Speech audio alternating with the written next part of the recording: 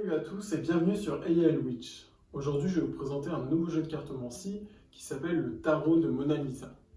Hop, qui est celui-ci. Je pense qu'il est un peu moins connu que les autres, mais vraiment, moi, quand je l'ai vu, en fait, j'ai eu un peu... Voilà, c'était celui-ci que je devais prendre et pas un autre. Parce que souvent, je passe dans les boutiques et puis je regarde s'il y a un jeu qui m'attire ou autre. Et là, vraiment, je sais pas, fallait que je le prenne, quoi. Pourtant, je suis pas très tarot, hein. J'en ai quand même, mais je suis beaucoup moins tarot que oracle. Du coup, je l'ai quand même pris, et je me suis dit, on verra. Donc, c'est un jeu de tarot qui est du coup basé sur l'histoire de Léonard de Vinci par rapport à Mona Lisa, et surtout par rapport à tous les mystères qu'il y a pu avoir, notamment par rapport à son sourire. On disait même peut-être que la Mona Lisa, enfin la Joconde si vous préférez, était un peu la représentation de Léonard de Vinci au féminin. Voilà, vraiment ce jeu est basé sur tous les mystères qu'il y a pu y avoir par rapport au tableau de la Joconde. Donc vous verrez aussi, on en parlera dans quelques instants, il y a les méthodes de tirage aussi qui sont en lien, dont la méthode de la disposition, si je ne dis pas de bêtises. Vous avez 9 cartes et vous les disposez un peu en tableau en fait. Donc au milieu, vous aurez même un peu la synthèse, le résultat et tout autour, du coup, vous verrez, je vous l'expliquerai tout à l'heure. Mais vraiment, on voit aussi que les méthodes de tirage sont en lien par rapport à ce tableau qui amène beaucoup de mystères depuis la nuit des temps. Ce qui est bien aussi avec ce jeu, c'est que si vous, comme moi, vous êtes un peu plus oracle, c'est un jeu qui vous laisse vraiment libre aussi à ça. C'est pas comme un jeu de tarot classique, parce qu'un tarot, il faut vraiment connaître un minimum son tarot, je dirais même complètement, chaque signification de chaque carte, proprement dit. Un oracle, c'est aussi important de connaître chaque signification, mais je trouve que c'est bien aussi de laisser un peu une part de manque de savoir pour laisser un peu plus de liberté à son ouverture d'esprit. Donc avec le tarot de Mona Lisa, vous allez connaître du coup toutes les significations de chaque carte par rapport à la tarologie, mais aussi par rapport au côté oracle, vous aurez vraiment une bonne ouverture d'esprit parce que moi, quand je l'utilise, vraiment, j'utilise un peu plus comme un oracle qu'un tarot en fait. Après, pour avoir plus d'informations complémentaires, je vais utiliser les informations de la tarologie qui sont soit notées dedans, soit celles que j'ai retenues. Et du coup, je vais les mettre en complément. Donc maintenant, je vais vous présenter donc le tarot de Mona Lisa avec une ou deux méthodes de tirage. Du coup, je vais vous présenter le tarot de Mona Lisa dont je vous parlais il y a quelques instants. Je vais vous montrer un petit peu les cartes. Donc là, c'est des arcanes majeures.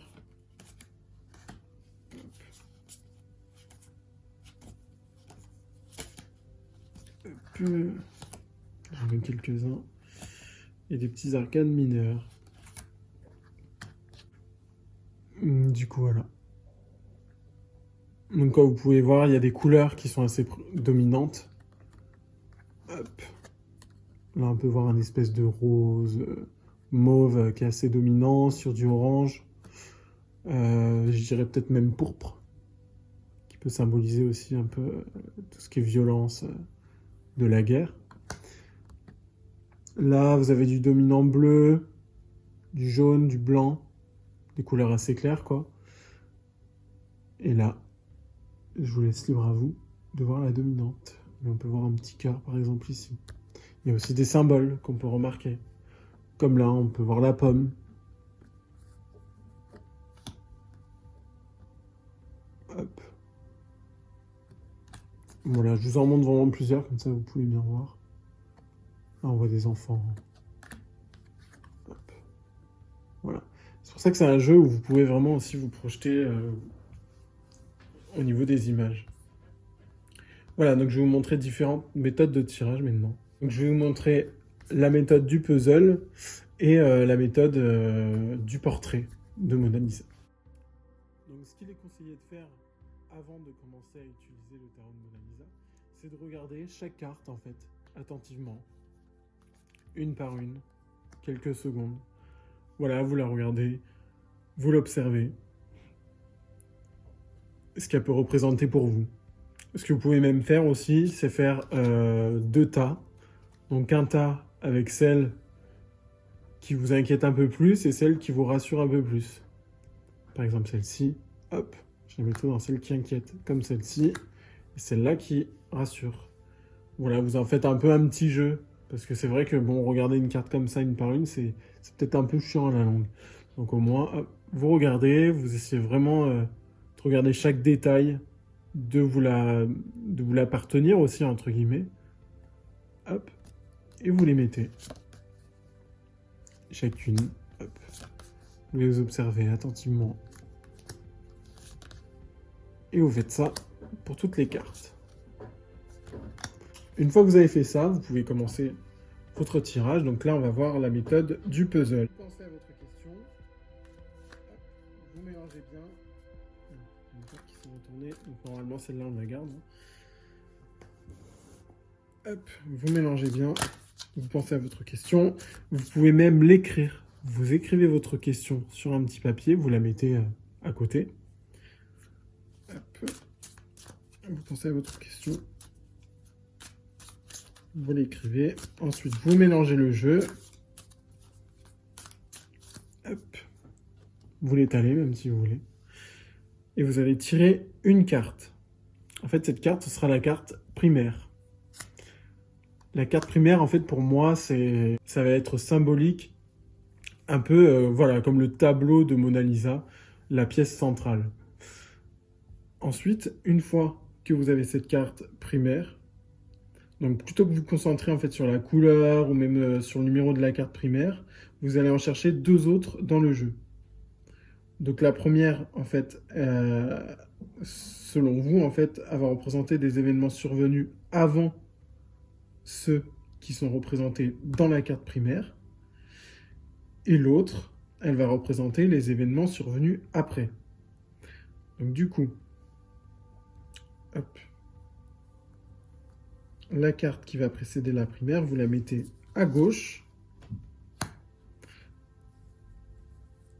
Et la troisième que vous allez tirer à droite.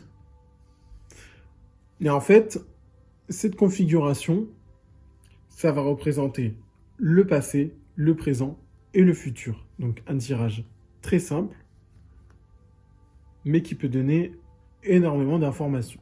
Surtout que ce qui est bien, c'est qu'avec ce tarot, vous avez un petit livret qui est accompagné et qui vous donne vraiment toute une explication par rapport aux cartes. Surtout pour les arcanes mineurs qui sont un peu moins connus en général. Voilà pour la méthode du puzzle. Maintenant, je vais vous présenter une autre méthode, et c'est celle que j'utilise tout le temps en fait avec ce tarot. C'est la méthode du portrait. Pour moi, qui est vraiment la méthode représentative de ce tarot. Du coup, vous allez reprendre, hop, on va battre les cartes. Vous pouvez regarder la coupe si ça vous intéresse. Hop. Et hop. Du coup, j'ai plus ces étals ici, parce que ça prend plutôt de place. Enfin, ça prend pas mal de place, la méthode du portrait. Vous allez tirer 9 cartes. Et ces 9 cartes vont former un cadre. Hop, on tire la première. Vous les mettez toutes face couverte, en fait. Hop, la première, ça va représenter le portrait, en fait. Donc, le portrait, ça représente un peu la leçon qui synthétise la situation actuelle. Et que vous avez l'opportunité d'apprendre. Ensuite, vous allez, en fait, former le cadre tout autour de cette pièce centrale. Vous allez voir. Hop. La carte numéro 2, qui va représenter les espoirs et les désirs passés. La carte numéro 3, qui symbolise ce qui pèse sur notre esprit. La numéro 4, les attentes présentes. Hop, ensuite, on descend. La 5, qui se produira probablement. La 6, qui entrave le progrès. La 7, qui apporte de l'équilibre. La 8, c'est ce qui va nous motiver. Et la 9, ce que nous avons oublié. Donc là, du coup, vous avez votre portrait. C'est vraiment, voilà, on a vraiment l'impression que c'est un peu comme un petit tableau, quoi. Donc la disposition suggérée, en fait, consiste en 9 cartes qui vont être placées sur 3 rangées de 3 cartes. Paf, paf, paf. Le portrait de Mona Lisa, en gros, c'est un peu le concept, et le cadre du tableau, entre guillemets. Ensuite, vous allez découvrir les cartes au fur et à mesure, en commençant par le portrait. Vous allez du coup interpréter la carte de manière intuitive, et une fois que vous avez interprété cette carte, vous pouvez passer au reste. Si jamais cette carte ne vous dit rien, que pour vous, elle n'est pas du tout représentative de la situation ou autre, en fait, ça signifie que les énergies présentes autour de vous ne sont pas stables. Donc en fait, vous récupérez toutes les cartes, vous vous concentrez un peu mieux, et vous recommencez. Si jamais ça ne marche toujours pas, arrêtez et vous reprenez plus tard. Donc si jamais c'est bon, vous commencez à découvrir la deuxième carte, l'une après l'autre. Donc vous faites vraiment une interprétation pour chaque carte du cadre au fur et à mesure, pour faire vraiment une interprétation unique sur chaque carte et après faire mes assimilations. Hop. Vous découvrez, vous interprétez, et ainsi de suite.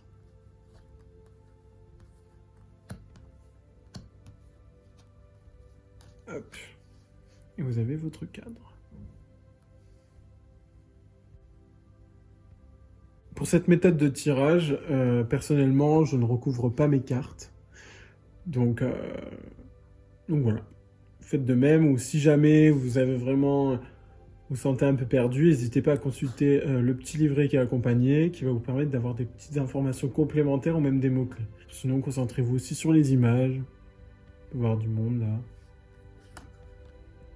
Après, je ferai des exemples de tirage de toute façon sur d'autres vidéos, pour mieux que vous compreniez. Mais voilà. Voilà pour la méthode du portrait. Je vous souhaite une bonne journée et à bientôt pour de nouvelles vidéos.